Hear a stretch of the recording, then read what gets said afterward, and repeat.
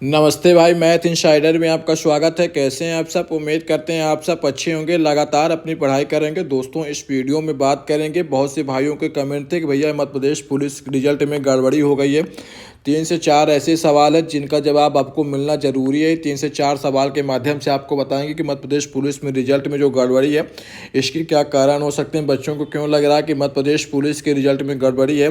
अब बहुत ज़्यादा ज़रूरी सवाल क्या भैया, दोबारा रिजल्ट देखने को मिलेगा कि क्यों नहीं मिलेगा? क्योंकि जब से रिजल्ट आया तो मध्य प्रदेश में ऐसे बहुत सारे यूट्यूबर हैं जो व्यू के चक्कर में ऐसा ऐसा थंबनेल लगाते हैं जिससे बच्चे उनके व्यू को क्लिक करें, थंबनेल को क्लिक करें और व्यू बढ़े। उसके वीडियो के अंदर कुछ भी नहीं रहता।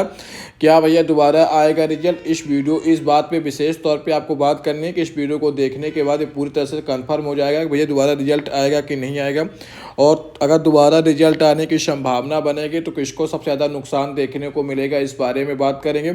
सबसे महत्वपूर्ण 3 सवाल हैं जिसके कारण मध्य प्रदेश पुलिस में जो रिजल्ट में गड़बड़ी देखने को मिले, 3 सवालों के माध्यम से आपको कंफर्म कर देंगे।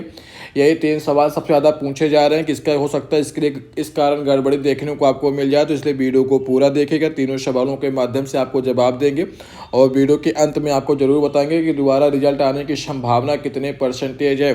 चलिए शुरू करते हैं आज की वीडियो को लाइक कर लीजिए, चैनल को सब्सक्राइब कर लीजिए। चलिए शुरू करते हैं आज की वीडियो को। देखिए, पहला सबसे महत्वपूर्ण कारण यही है कि भैया जब एमपी पुलिस का रिजल्ट आया तो व्यापम ने किसी प्रकार यानी ईएसबी ने किसी प्रकार का कटाव जारी नहीं किया।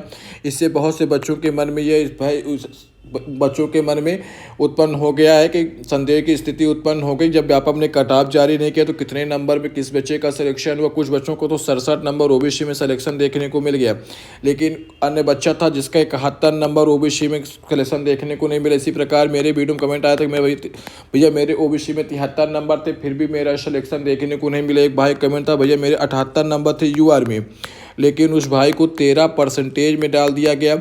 इसके क्या कारण? अगर व्यापम एक ऑफिशियल कटाव जारी कर देता तो ऐसी स्थिति उत्पन्न होने को देखने को ना मिलती, क्योंकि व्यापम का काम था, व्यापम को बहुत कुछ ज़्यादा करने की आवश्यकता नहीं, तो उनके पास डाटा था, वे ऑफिशियल कटाव जरूर निकाल सकते थे कि व्यापम के अनुसार इतने कटाव भी, जिससे भाइयों को अंदाजा लग जाता कि मेरे इतने नंबर होने के कारण मेरा सिलेक्शन नहीं हुआ। एक तो ये बात हो गई। दूसरा, व्यापम ने किस प्रकार से नामलाइजेशन किया, किस प्रकार से परसेंटाइल किया कि फर्स्ट स्टेप के बाद मेरा कितने नंबर बढ़े कितने नंबर घटे, वो भी अगर बता देता तो ज़्यादा अच्छा होता।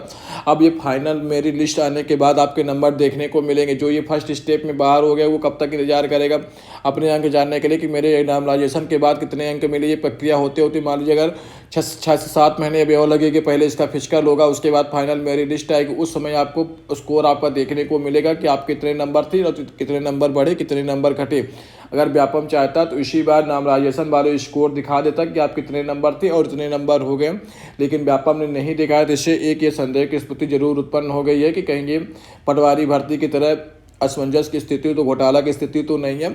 इसीलिए व्यापम को चाहिए कि एक कटाव का वीडियो जरूर अपलोड कर देता, एक पीडीएफ के बना के उसमें अभी भी अगर जारी करते तो ज़्यादा अच्छा है। ये पहला सवाल हो गया। व्यापम अगर कटाव जारी कर देता तो ऐसा कुछ देखने को ना मिलता। अब देखिए अगला सवाल। दूसरा सवाल ये है कि क्या भैया ये आरक्षण वाला, जैसे कि महिलाओं को व्यापम ने कहा था कि हम 35% आरक्षण देंगे कोई भी भर्ती आएगी, और एक्स सर्विसमैन को 10% आरक्षण देने की बात की गई, लेकिन जब रिजल्ट आया तो उसमें महिलाओं को किसी प्रकार का आरक्षण देखने को नहीं मिला, ना ही एक्स सर्विसमैन को किसी प्रकार का आरक्षण देखने को मिला।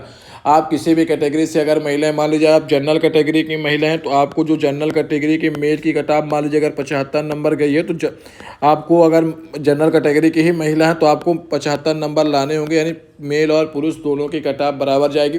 जब व्यापम ने रूल बुक निकाले तभी क्लियर कर दिया था कि हम फर्स्ट स्टेप में आपको किसी प्रकार का आरक्षण नहीं देंगे, लेकिन जब फाइनल मेरिट लिस्ट आएगी तो उसमें जो फिजिकल के बाद जो फाइनल मेरिट लिस्ट आएगी तो उसमें आपको 35% आरक्षण देखने को मिलेगा। ये सवाल उठा रहा है कि महिलाओं को आरक्षण नहीं दिया गया। अब इसमें कुछ भी नहीं हो सकता। बहुत से भाई ऐसे हैं कि जो कोर्ट केस करने की तैयारी में यूट्यूब वाले, कुछ एमपी में ऐसे यूट्यूबर है जो कोई भी रिजल्ट आता है तो उसको सबसे पहले कोर्ट केस में लगाने की बात करते हैं, क्योंकि उनको पता है जिनका सिलेक्शन नहीं हुआ वो भ्रमिक होकर हमें 5-5 हज़ार रुपये दे देंगे कोर्ट केस के नाम पे और हमारा घर चलता रहेगा। एमपी में विशेषकर 3 से 4 ऐसे मास्टर हैं जो कोई भी वैकेंसी आएगी उसमें कोर्ट केस लगाने की ज़रूर बात करेंगे, क्योंकि उनसे उनका घर चलता है, उनसे तो कोई पढ़ता नहीं, वो सिर्फ ऐसे ही थंबनेल लगा लगा के व्यू कमाते हैं, इससे उनका घर चलता है। इसलिए उनसे खासकर बच के रहें और अपना 5,000 रुपये बचाएं। अब आपको कोर्ट केस में किसी प्रकार का लाभ देखने को नहीं मिलेगा, क्योंकि जब व्यापम ने रूल बुक जारी की थी तभी साफ साफ बता दिया था कि हम महिला और एक्स सर्विसमैन को फर्स्ट फेज में किसी प्रकार का आरक्षण नहीं देंगे। उसके बाद जब सेकंड फेज होगा उसमें आरक्षण देखने को आपको मिलेगा। जब फाइनल मेरिट लिस्ट आएगी तभी आप लोगों को आरक्षण देखने को मिलेगा। आपके पास 5,000 रुपये ज़्यादा एक्स्ट्रा है, आप लोग केस लगा सकते हैं। ये हो गई आरक्षण वाली बात। अब देखिए अगला सवाल। अब बहुत से भाइयों का सवाल है, भैया क्या 13% वाले जिनका नाम 13% में है, 13% में 2 ही कैटेगरी का नाम, एक यूआर का है एक ओबीसी का है।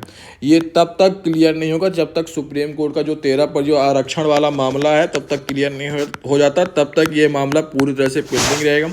2023 में जिन अभ्यर्थियों का सिलेक्शन हुआ था आज भी वो ज्वाइनिंग के लिए तरस रहे हैं। 87% में जिनका सिलेक्शन हुआ था उनको ज्वाइनिंग हो गई। उनकी ट्रेनिंग भी एक महीने के अंदर ट्रेनिंग भी समाप्त होने वाली, उनको लगातार वेतन भी मिल रहा है। लेकिन जो जिनका सिलेक्शन 13% में हुआ है उनको उनका रिजल्ट होल्ड कर दिया गया, उनको किसी प्रकार की भी ज्वाइनिंग तक नहीं दी गई है। ज्वाइनिंग क्या कुछ भी, उनका भी रिजल्ट ही होल्ड है, उनको भी ज्वाइनिंग की कोई अभी आशा भी नहीं है, क्योंकि जब तक सुप्रीम कोर्ट का निर्णय नहीं आ जाता तब तक 13% होल्ड रहेगा। इसी प्रकार 13% इस भर्ती में भी होल्ड रहने की संभावना है जब तक सुप्रीम कोर्ट का निर्णय नहीं आएगा। 13% हो सकता है जनरल कैटेगरी को अगर मिल जाएगा तो ओबीसी वाले बाहर हो जाएंगे, लेकिन मान लीजिए अगर 13% ओबीसी वालों को मिल जाएगा तो जनरल कैटेगरी वाले बाहर हो जाएंगे। लेकिन कुछ ऐसे भाई हैं जिनका नाम यूआर में भी है ओबीसी में है, मान लीजिए कोई ओबीसी का छात्र है, उसका नाम ओबीसी में तो है ही लेकिन उसके साथ उसका यूआर में है, तो उसके लिए तो फ़ायदा है। लेकिन जब निर्णय आएगा तभी फ़ायदा देखने को मिलेगा। उसके लिए तो फ़ायदा ये है कि अगर यूआर के पक्ष में निर्णय आएगा तो फिर भी उसका सिलेक्शन यूआर से हो जाएगा, लेकिन अगर ओबीसी के पक्ष में आएगा तो उसका सिलेक्शन ओबीसी से हो जाएगा। लेकिन ये प्रक्रिया तब होगी जब संपूर्ण निर्णय आने के बाद ही ये प्रक्रिया आपको देखने को मिलेगी। इसमें अभी कितना समय लगे कोई कह नहीं सकता। 2019 से कोर्ट केस चल रहा, 19 गया, 20 गया, 21 गया, 22 गया, 23 गया, 24 गया, 25 गया, 26 का जनवरी भी चला गया। संभावना यही है कि 26 भी चला जाएगा, 27 भी चला जाएगा। 2028 में चुनाव है, उससे पहले मेरा मानना उससे पहले संभावना कम बन रही है। लेकिन अभी सुप्रीम कोर्ट में फाइनल सुनवाई लगातार जारी, तो हो सकता है कि इसी साल आपको देखने को मिल जाए। लेकिन राजनीतिक दबाव है, राजनीतिक चुनाव के कारण, वोट बैंक के कारण ये संभावना कम बन रही, क्योंकि 7 साल देखते हुए हो गए। हो सकता है 2-3 साल आपको और भी देखने को मिल जाए। तो मैं तो चाहता हूँ कि कड़े रिजल्ट आ जाए, चाहे जनरल को देना तो जनरल को दे दो, चाहे ओबीसी को देना तो ओबीसी को दे दो। लेकिन ये 13% होल्ड वाली प्रक्रिया पूरी तरह से समाप्त होनी चाहिए। ये 3 सवाल हो गए। अब सबसे ज़्यादा इंपॉर्टेंट सवाल क्या भैया, दोबारा रिजल्ट देखने को मिलेगा? दोबारा रिजल्ट बिल्कुल भी नहीं आएगा, 0% चांस है दोबारा रिजल्ट आने की।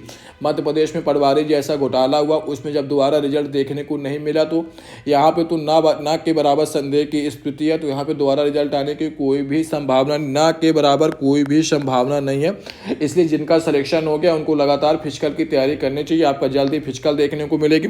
जिनका सिलेक्शन नहीं हुआ किसी प्रकार की भ्रम की स्थिति में न रहे, यहाँ पे दोबारा किसी प्रकार का रिजल्ट देखने को नहीं मिलेगा। एक बार पुनः सुन लीजिए, किसी प्रकार के दोबारा रिजल्ट देखने को नहीं मिलेगा। ये मध्य प्रदेश है, यहाँ पटवारी जैसे घोटाला होने के बाद भी जब दोबारा रिजल्ट नहीं आया तो ये तो मध्य प्रदेश पुलिस की भर्ती में नाम मात्र का संदेह की स्थिति उत्पन्न हुई है। इसलिए यहाँ पे दोबारा रिजल्ट आने की कोई भी संभावना नहीं है। आप लोग नए वैकेंसी की तैयारी में लग गए जिनका सिलेक्शन नहीं हुआ। उम्मीद करते हैं आपको वीडियो अच्छा लगा, वीडियो को लाइक कर लीजिए। साफ साफ बातें हमने बता दी, किसी प्रकार को आपको भ्रम की स्थिति में नहीं रहना है, अपनी लगातार तैयारी करती रही तभी आप लोगों को सिलेक्शन देखने को मिलेगा। ये एमपी पुलिस के वीडियो को देखना बंद कीजिए और अपनी तैयारी अभी से चालू कर दीजिए। अक्टूबर में पुनः आपकी वैकेंसी आएगी, उससे पहले जेल पहरी आएगी, सहायक विस्तार अधिकारी आएगी। मध्य प्रदेश में बहुत सारी वैकेंसी देखने को मिलेगी, होमगार्ड की वैकेंसी देखने को मिलेगी, ग्राम पंचायत सचिव की देखने को मिलेगी, छात्रावास अधीक्षक की भर्ती देखने को मिलेगी। आप लोग लगातार पढ़ते रहेंगे तो कहीं ना कहीं आपका सिलेक्शन देखने को मिल जाएगा। उम्मीद करते हैं आपको वीडियो अच्छा लगा, वीडियो को लाइक कर लीजिए, मैथ इनसाइडर को सब्सक्राइब कर लीजिए। चलिए मिलते हैं अगले वीडियो में, तब तक अपना ध्यान रखिए, लगातार पढ़ते रहिए। धन्यवाद।